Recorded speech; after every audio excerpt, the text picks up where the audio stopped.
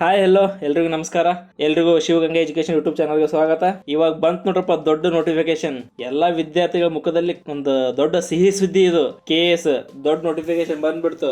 So ಎಷ್ಟೋ ವಿದ್ಯಾರ್ಥಿಗಳ KS ಕನಸನ್ನು ಇವಾಗ ನನಸಾಗುತ್ತೆ. ಸೊ ಅದಕ್ಕೆ ತಕ್ಕಂತೆ ಕಷ್ಟಪಡ್ಬೇಕು. ಸೊ ಇದ್ರ ಬಗ್ಗೆ ಒಂದು ಸಂಪೂರ್ಣವಾಗಿ ನಾವು ಮಾಹಿತಿ ನೋಡೋಣ. ಇದರಲ್ಲಿ ಏನಂತಂದ್ರೆ 52 ಪೇಜಸ್ ಇದೆ. ಇದು 50ರಿಂದ 52 ಪೇಜಸ್ ಇದೆ. ಎಲ್ಲಾನು ಹೇಳಕ್ಕಾಗಲ್ಲ. ಇಂಪಾರ್ಟೆನ್ಸ್ ಇರೋದನ್ನ ನಾವು ಈ ವಿಡಿಯೋಲಿ ನೋಡೋಣ. KS ಬಗ್ಗೆ ಸಂಪೂರ್ಣ ಇದರ ಬಗ್ಗೆ ಮಾಹಿತಿ ನೋಡೋಣ. ಸೊ 2023-24 ಸಾಲಿನ ಹುದ್ದೆಗಳು ಇವಾಗ ಕರೆದಿದ್ದಾರೆ. ನೀವು ಈ KS ನೀವು ಆದ್ರಂದ್ರೆ ಒಂದು 8-9 ವರ್ಷ ಆದ್ಮೇಲೆ ನೀವು ಏನಾಗ್ತೀರಿ? ಸೊ ನಿಮ್ಮ ಕರ್ತವ್ಯದಲ್ಲಿ ನಿಮ್ಮನ್ನು ನೋಡ್ಬಿಟ್ಟು ನೀವು ಪ್ರಮೋಷನ್ ಆಗ್ಬಿಡ್ತೀರಿ. KS ಇಂದ IAS IPS ಮತ್ತು ಇನ್ನು IAS ಪೋಸ್ಟ್ಗಳಿಗೆ ನೀವೆಲ್ಲರೂ ಪ್ರಮೋಷನ್ ಆಗಿಬಿಟ್ಟು ದೊಡ್ಡ ಪೋಸ್ಟಿಗೆ ಹೋಗ್ತೀರಿ. ಸೊ ಹಾಗಾಗಿ ಈ ಪೋಸ್ಟ್ ತುಂಬ ಇಂಪಾರ್ಟೆಂಟ್ ಆಗಿರುವಂಥದ್ದು ಮತ್ತು A1 ಪೋಸ್ಟ್ ಇದು. ನಾವು ಇದಕ್ಕೆ ಈ ಒಂದು ನೋಟಿಫಿಕೇಶನ್ ಬಗ್ಗೆ ಸಂಪೂರ್ಣವಾಗಿ ಮಾಹಿತಿ ಅಂದರೆ ಇಂಪಾರ್ಟೆಂಟ್ಸ್ ಏನಿದೆ ಅದನ್ನೆಲ್ಲ ನಿಮಗೆ ಹೇಳೋಕ್ಕೆ ಇಷ್ಟಪಡ್ತೀನಿ ನಾನು ಈ ವಿಡಿಯೋದಲ್ಲಿ. ಸೊ ನೋಡ್ರಿ, ಈ KS ನೋಟಿಫಿಕೇಷನನ್ನು ಮಾಡಿದ್ದಾರೆ. ಸೊ ಇದು ಅಪ್ಲಿಕೇಶನ್ ಯಾವಾಗ ಹಾಕಬೇಕು ಏನಂತಂದರೆ, ಅಪ್ಲಿಕೇಶನ್ ಪ್ರಾರಂಭ ದಿನಾಂಕ ಇವತ್ತಿಂದ ಹಾಕ್ರಿ. 4ನೇ ತಾರೀಕು 3ನೇ ತಿಂಗಳು 2024. ಪ್ರಾರಂಭ ದಿನಾಂಕ 4/3/2024 ಸ್ಟಾರ್ಟ್ ಆಗುತ್ತೆ ರೀ. ಅಪ್ಲಿಕೇಶನ್ ಹಾಕೋದು ಸ್ಟಾರ್ಟ್ ಆಗುತ್ತೆ. ಸೊ ಇದು ಅಪ್ಲಿಕೇಶನ್ ಹಾಕೋದು ಎಂಡ್ ಕೊನೆಯ ದಿನಾಂಕ 3/4/2024. ಸೊ ಕೊನೆಯ ದಿನಾಂಕ ಎಂಡ್ ಆಗುತ್ತೆ. ಇದಾದಮೇಲೆ ಮತ್ತೆ ಈ KSನ ಪೂರ್ವಭಾವಿ ಪರೀಕ್ಷೆ ದಿನಾಂಕ ಕೂಡ ಅವರು ನಿಗದಿ ಮಾಡಿದ್ದಾರೆ. ಸೊ ಪ್ರಿಲಿಮ್ಸ್ ಎಕ್ಸಾಮ್ ಡೇಟ್ ಕೂಡ ಅವನು ಫಿಕ್ಸ್ ಮಾಡಿದ್ದಾರೆ 5/5/2024 ಸೊ ಈ ಪ್ರಿಲಿಮ್ಸ್ ಎಕ್ಸಾಮ್ ಕೂಡ ನಡೆಯುತ್ತೆ. ಸೊ ವಿಶೇಷವಾಗಿ ಇನ್ನೊಂದು ಏನು ಹೇಳ್ಬೇಕಂತಂದರೆ, ಆನ್ಲೈನ್ ನೀವೇನು ಆನ್ಲೈನ್ ಫಾರಮ್ ಅಪ್ಲಿಕೇಶನ್ ಹಾಕೋ ಟೈಮ್ ಏನು ಅಪ್ಲೈ ಮಾಡ್ತಿರಲ್ಲ, ಸೊ ಅದು ಭಾಳ ಕೇರ್ಫುಲ್ಲಿಂದ ಹಾಕಬೇಕು. ಯಾಕಂದರೆ ನೀವು ಒಂದು ಸಲ ಹಾಕಿದ್ಮೇಲೆ ಮತ್ತೆ ಬದಲಾವಣೆ ಮಾಡಲು ಸಾಧ್ಯವಿಲ್ಲ. ಬೈ ಚಾನ್ಸ್ ಏನಾದರೂ ನೀವು ಬದಲಾವಣೆ ಮಾಡಲೇಬೇಕು, ಮೇಜರ್ ಏನಾದರೂ ಇದ್ದಲ್ಲಿ ನೀವು ಮತ್ತೆ ಒರಿಜಿನಲ್ ಎಲ್ಲ ಡಾಕ್ಯುಮೆಂಟ್ಸ್ ತೊಗೊಂಡ್ಬಿಟ್ಟು ಮತ್ತೆ KPSC ಹೋಗಿ ಅಲ್ಲಿಂದ ತಿದ್ದುಪಡಿ ಮಾಡ್ಕೊಂಡು ಬರಬೇಕಾಗುತ್ತೆ ರೀ. ಸೊ ಅದೆಲ್ಲ ಭಾಳ ಕಷ್ಟ ರೀ, ನಿಮಗೂ ಕಷ್ಟ ಅವ್ರಿಗೂ ಕಷ್ಟ. ಅದಕ್ಕಾಗಿ ನೀವು ಅಪ್ಲಿಕೇಶನ್ ಹಾಕೋ ಮೊದಲು ಭಾಳ ಕೇರ್ಫುಲ್ಲಿಂದ ಒಂದು ಅರ್ಧ ಗಂಟೆ ಹೋಗಲಿ 1 ಗಂಟೆ ಆಗಲಿ, ಸೊ ಭಾಳ ಕೇರ್ಫುಲ್ಲಿಂದ ಹಾಕಿ ಅಪ್ಲಿಕೇಶನ್ದ ಏನೇನು ಕೇಳ್ಯಾರ ಎಲ್ಲ ಡಾಕ್ಯುಮೆಂಟ್ಸ್ಗಳು ಕೂಡ ಅಪ್ಲೋಡ್ ಮಾಡಿಸ್ಬೇಕು. ಕನ್ನಡ ಮಾಧ್ಯಮ ಆಗಲಿ ಅದರಲ್ಲಿ ಏನೇನು ಡಾಕ್ಯುಮೆಂಟ್ಸ್ ಕೇಳ್ತಾರ ಎಲ್ಲ ಕೂಡ ಅಪ್ಲೋಡ್ ಮಾಡ್ಬೇಕು ನೀವು. ಸೊ ಇನ್ನೊಂದು, ಈ ಅರ್ಜಿ ಹಾಕೋ ಟೈಮಿಗೆ ಇವಾಗ KPSC ಏನು ಮಾಡಿದಾರೆ ಅಂದರೆ OTR ಅಂತೇಳಿ ಮಾಡಿದ್ದಾರೆ, ಒನ್ ಟೈಮ್ ರಿಜಿಸ್ಟ್ರೇಷನ್ ಅಂತೇಳಿ ಮಾಡಿದ್ದಾರೆ. ನೀವು KPSC ಎಕ್ಸಾಮ್ಗೂ ಒಂದು ಸಲ ನೀವು ರಿಜಿಸ್ಟ್ರೇಷನ್ ಮಾಡಿಬಿಟ್ರೆ ಜಸ್ಟ್ ನೀವು ID ಪಾಸ್ವರ್ಡ್ ನೆನ್ಪಿಟ್ಕೊಂಡ್ರೆ ಸಾಕಷ್ಟೇ. ಹಾಗಾಗಿ ಈ OTR ಅನ್ನು ಕೂಡ ಈ KPSC ಕೂಡ ಮಾಡಿದ್ದಾರೆ, ಒನ್ ಟೈಮ್ ರಿಜಿಸ್ಟ್ರೇಷನ್. ಸೊ ಹಾಗಾಗಿ ತಾವೆಲ್ಲರೂ ಒಂದು ಸಲ ಅಪ್ಲಿಕೇಶನ್ ಹಾಕಬೇಕಾದ್ರೆ ಸೊ ಭಾಳ ಹುಷಾರಿಂದ ಹಾಕ್ರಿ, ಆಮೇಲೆ ತಪ್ಪಾಯ್ತಂದರೆ ಭಾಳ ಕಷ್ಟ. ಇದಾದ್ಮೇಲೆ ನೋಡ್ರಿ, ನೀವು ಅಪ್ಲಿಕೇಶನ್ ಹಾಕಿದಲ್ಲಿ ಏನಾದರೂ ತಪ್ಪು ಕಂಡು ಬಂತಂದ್ರೆ ಅವ್ರ ಅರ್ಜಿ ಡೈರೆಕ್ಟಾಗಿ ರಿಜೆಕ್ಟ್ ಆಗುತ್ತೆ. ಸೊ ನೀವು ಕಾಸ್ಟ್ ಇದ್ದಲ್ಲಿ ಬೇರೆದೇನಾದರೂ ಮಾಡಿ, ಸೊ ನಿಮ್ಮ ಡಾಕ್ಯುಮೆಂಟ್ಸ್ ಇದ್ದಲ್ಲಿ ಮತ್ತೆ ಏನಾದರೂ ತಪ್ಪು ಸಂದೇಶ ಬೇರೆ ವಿಷಯ ಏನಾದರೂ ಹಾಕಿದರೆ ಸೊ ಅಂಥ ಅರ್ಜಿಗಳನ್ನು ಅವರು ತಿರಸ್ಕಾರ ಮಾಡ್ತಾರೆ.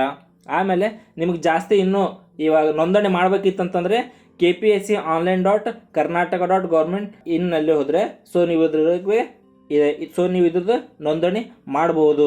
ಸೊ ಇನ್ನೊಂದು, ಆನ್ಲೈನ್ ಅಪ್ಲಿಕೇಶನ್ ಹಾಕೋ ಟೈಮಿಗೆ ನಿಮ್ಮದು ಇಮೇಲ್ ID ಮತ್ತು ಪಾಸ್ವರ್ಡ್ ಭಾಳ ಮುಖ್ಯವಾಗಿರುತ್ತೆ. ಒಬ್ಬೊಬ್ಬರು 4-5 ಎಷ್ಟೆಷ್ಟೋ ಇಮೇಲ್ IDಗಳು ಕ್ರಿಯೇಟ್ ಆಗಿರ್ತವೆ. ಸೊ ಹಾಗಾಗಿ ನೀವು KPSCಗೆ ಯಾವುದು ಇಮೇಲ್ ID ಕೊಡ್ತೀರಿ, ಯಾವುದು ಪಾಸ್ವರ್ಡ್ ಕೊಡ್ತೀರಿ, ಅದು ಭಾಳ ಮುಖ್ಯವಾಗಿರುತ್ತೆ. ಸೊ ಅದಕ್ಕಾಗಿ ಅದು ಭಾಳ ಇಂಪಾರ್ಟೆಂಟ್ ಆಗಿರುತ್ತೆ. ಸೊ ನಿಮ್ಮದು ಇಂಪಾರ್ಟೆಂಟ್ ಇರುವಂತಹ ಒಂದು ಮೇಲ್ ID ಪಾಸ್ವರ್ಡನ್ನು ಒಂದು ಕಡೆ ಬರೆದಿಟ್ಕೋರಿ, ಕರೆಕ್ಟಾಗಿರುವಂಥ ಒಂದು ಇಮೇಲ್ ID ಪಾಸ್ವರ್ಡನ್ನು ಕೊಡ್ರಿ.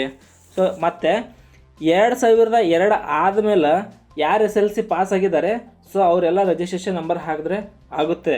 ಸೊ 2002ಕ್ಕಿಂತ ಬಿಫೋರ್ ಯಾರು 10th SLC ಪಾಸ್ ಆಗಿದ್ದಾರಲ್ರಿ, ಸೊ ಅವರೆಲ್ಲ ಮ್ಯಾನ್ಯಲ್ ಆಗಿಯೇ ತುಂಬಬೇಕಾಗುತ್ತೆ. ಸೊ ಹಾಗಾಗಿ ಮತ್ತು PUC ಕೂಡ 2007ರಿಂದ ಹಿಂದೆ ಯಾರು ಪಾಸ್ ಆಗಿದ್ದಾರೆ ಸೊ ಅವರು ಕೂಡ ಮ್ಯಾನ್ಯಲ್ ಆಗಿ ತುಂಬಬೇಕಾಗುತ್ತೆ ರೀ. ಆಮೇಲೆ ಇದಕ್ಕೆ ಈ KS ಅಪ್ಲಿಕೇಶನ್ ಹಾಕಿದ್ರಂದರೆ ಇದಕ್ಕೆ ನೀವು ಪೇಮೆಂಟು UPI ID ಮುಖಾಂತರ ನೀವು ಪೇಮೆಂಟ್ ಮಾಡ್ಬೋದು. ಇಲ್ಲಿ ಸಾಮಾನ್ಯ ವರ್ಗದವರಿಗೆ 600 ರೂಪಾಯಿ ಕೂಡ ಶುಲ್ಕ ಇದೆ. 2A 2B 3A 3B ಇವರಿಗೆ 300 ರೂಪಾಯಿ ಶುಲ್ಕ ಇದೆ. SC ST ಮತ್ತು ಅಂಗವಿಕಲ ಅಭ್ಯರ್ಥಿಗಳಿಗೆ ಯಾವುದೇ ಶುಲ್ಕ ಇಲ್ಲ. ಮತ್ತು ಮಾಜಿ ಸೈನಿಕ ಅಭ್ಯರ್ಥಿಗಳಿಗೆ 50 ರೂಪಾಯಿ ಶುಲ್ಕ ಇದೆ. ಮತ್ತು ಇನ್ನೊಂದು ಇಂಪಾರ್ಟೆಂಟ್ಸ್ ಏನು ನೋಡ್ಬೇಕಂತಂದ್ರೆ KS ಅಂದರೆ ಇವಾಗ ಹೆಂಗೆ UPSC ಎಷ್ಟು ಅಟೆಂಪ್ಟ್ ನೀವು ಮಾಡ್ಬೋದು, ಸೊ ಅದೇ ಥರ KPSCಗೂ ಕೂಡ ಇದೆ. ಸೊ KPSCಗೆ ನೀವು ಎಷ್ಟು ಸಲ ಅಟೆಂಡ್ ಮಾಡ್ಬೋದು ಅಂತಂದರೆ ಸಾಮಾನ್ಯ ವರ್ಗದವರು ನೀವು 5 ಬಾರಿ ಅಟೆಂಪ್ಟನ್ನು ಮಾಡ್ಬೋದು. 2A 2B 3A 3B ಇವರು 7 ಬಾರಿ ಅಟೆಂಪ್ಟನ್ನು ಮಾಡ್ಬೋದು.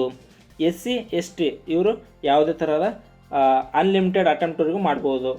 ಸೊ ಹಾಗಾಗಿ ಈಗ ಇನ್ನೊಂದು ಕ್ವಶನ್ ಹೆಂಗಿರುತ್ತೆ ಅಂದರೆ ಭಾಳಷ್ಟು ವಿದ್ಯಾರ್ಥಿಗಳಿಗೆ, ಸರ್ ನಮ್ದು ಇವಾಗ ಡಿಗ್ರಿ ಫೈನಲ್ ಇಯರ್ ಇದ್ದೀವ್ರಿ, ನಾವು ಎಕ್ಸಾಮ್ ಬರೀಬೋದಾ? ಸೊ ಶೋರ್ 100% ಎಕ್ಸಾಮನ್ನು ನೀವು ಡಿಗ್ರಿ ಫೈನಲ್ ಇಯರ್ ಇದ್ರೂ ಕೂಡ ಎಕ್ಸಾಮನ್ನು ಬರೀಬೋದು. ಆದರೆ ನೀವು ಪ್ರಿಲಿಮ್ಸ್ ಮಾತ್ರ ಬರೀಬೋದು. ಸೊ ಪ್ರಿಲಿಮ್ಸ್ ಬರೆದ್ಬಿಟ್ಟು ಮೀನ್ಸ್ ಎಕ್ಸಾಮ್ ಕರೆಯೋವರೆಗೂ ಮತ್ತೆ ನಿಮ್ಮದು ಡಿಗ್ರಿ ಮುಗ್ದಿರುತ್ತೆ. ಸೊ ಹಾಗಾಗಿ ನೀವು ಪ್ರಿಲಿಮ್ಸ್ ಮುಗಿದ ಮೇಲೆ ಮುಂದೆ ಮೀನ್ಸ್ ಎಕ್ಸಾಮ್ ಡೇಟ್ ರಿಲೀಸ್ ಆಗೋವರೆಗೂ ನಿಮ್ಮದು ಡಿಗ್ರಿ ಮುಗಿದಿರುವಂತಹ ಮೂಲ ಪ್ರತಿಗಳನ್ನು ಎಲ್ಲ ಅಪ್ಲೋಡ್ ಮಾಡಲೇಬೇಕು. ಹಾಗಿದ್ದಾಗ ಮಾತ್ರ ನೀವು ಅದಕ್ಕೆ ಎಲಿಜಿಬಲ್ ಆಗ್ತೀರಾ.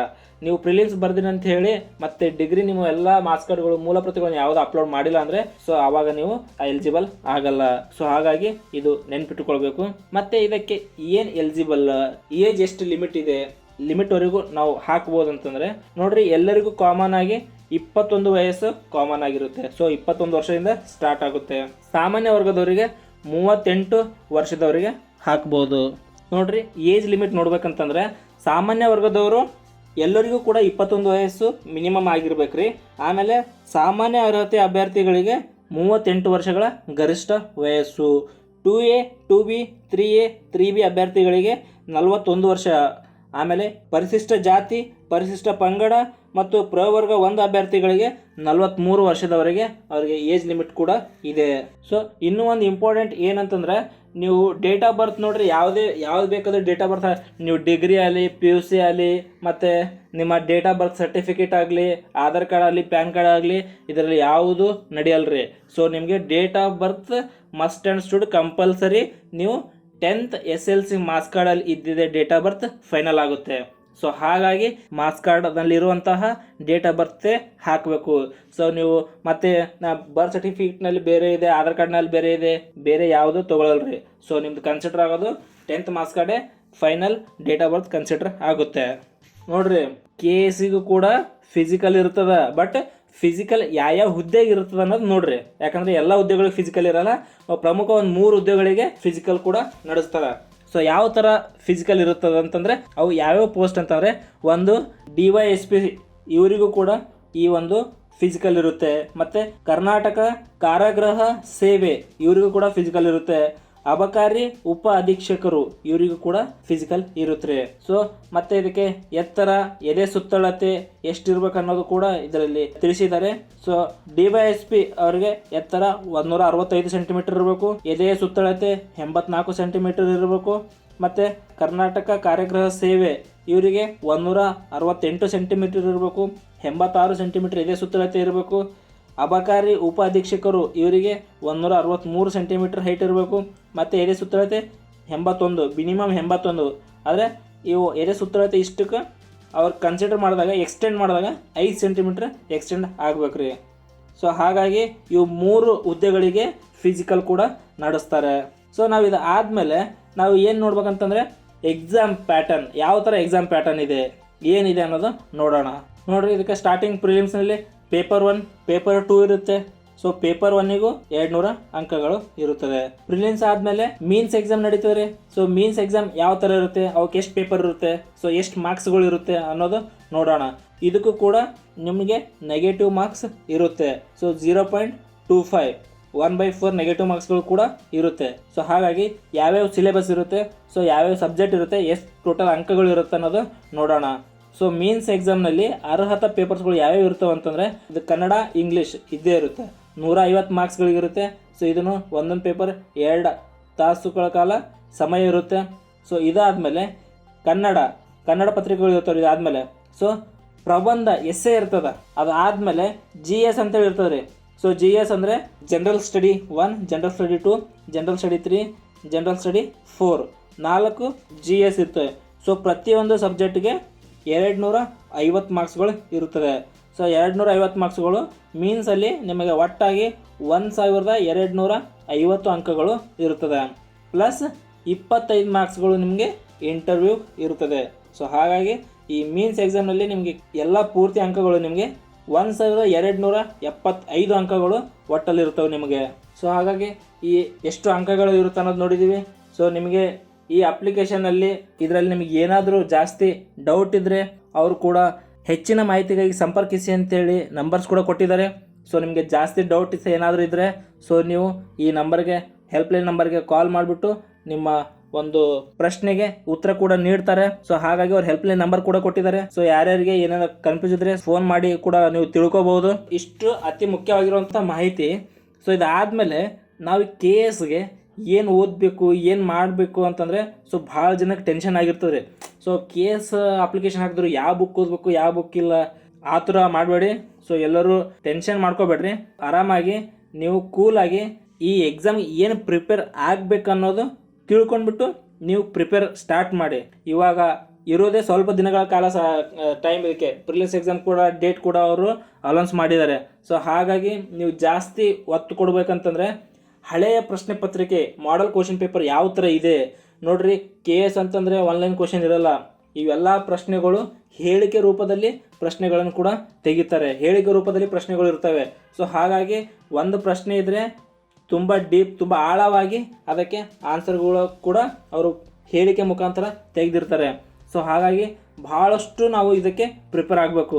10-15 ವರ್ಷ ಹಿಂದಿನ ಸ್ವಲ್ಪ question paper KS question paper ತೆಗೆದುಬಿಟ್ಟು ಸ್ವಲ್ಪ ಒಂದ್ಸಲ ನೋಡ್ರಿ ನೀವು ಯಾವ ಥರ ಹೇಳಿಕೆ ರೂಪದಲ್ಲಿ ಕೇಳಿದ್ದಾರೆ. ಸೊ ಯಾವ ಥರ ಕ್ವಶನ್ ಕೇಳಿದ್ದಾರೆ. ಸೊ ಮುಂದೆ ಯಾವ ಥರ ಕ್ವಶನ್ ಕೇಳಬಹುದು ಅನ್ನೋದು ಕೂಡ ನಿಮ್ಮ ಮೈಂಡಲ್ಲಿ ಬರ್ತದೆ. ಸೊ ಹಾಗಾಗಿ ಯಾವುದೇ ಟೆನ್ಷನ್ ಇಲ್ಲದೆ ರಿವಿಷನ್ ಮಾಡಿರಿ. ಹಳೆಯ ಪ್ರಶ್ನೆ ಪತ್ರಿಕೆ ಬಿಡಿಸ್ರಿ. ಇಲ್ಲಿವರೆಗೆ ಈ KS ನೋಟಿಫಿಕೇಷನ್ ಅಧಿಸೂಚನೆ ಬಗ್ಗೆ ನೋಡಿದ್ದೀವಿ. ಸೊ ಈ ವಿಡಿಯೋ ನಿಮಗೆ ಇಷ್ಟ ಆದರೆ ನಿಮ್ಮ ಅನಿಸಿಕೆಗಳನ್ನು ನೀವು ಕಮೆಂಟ್ ಮೂಲಕ ತಿಳಿಸಿ. ನಿಮ್ಮ ಅಮೂಲ್ಯವಾದಂಥ ಇಷ್ಟು ಸಮಯ ಈ ವಿಡಿಯೋ ನೋಡೋದಕ್ಕೆ ಕೊಟ್ಟಿದ್ದಕ್ಕೆ so thank you. All the best. So ಈ ವಿಡಿಯೋ ನಿಮ್ಗೆ ಇಷ್ಟ ಆದರೆ ಸೊ ಲೈಕ್ ಮಾಡಿ, ಶೇರ್ ಮಾಡಿ, ಕಮೆಂಟ್ಸ್ ಮಾಡಿರಿ. ಸೊ ಸಬ್ಸ್ಕ್ರೈಬ್ ಮಾಡೋದು ಮಾತ್ರ ಮರಿಬೇಡ್ರಿ. Thank you.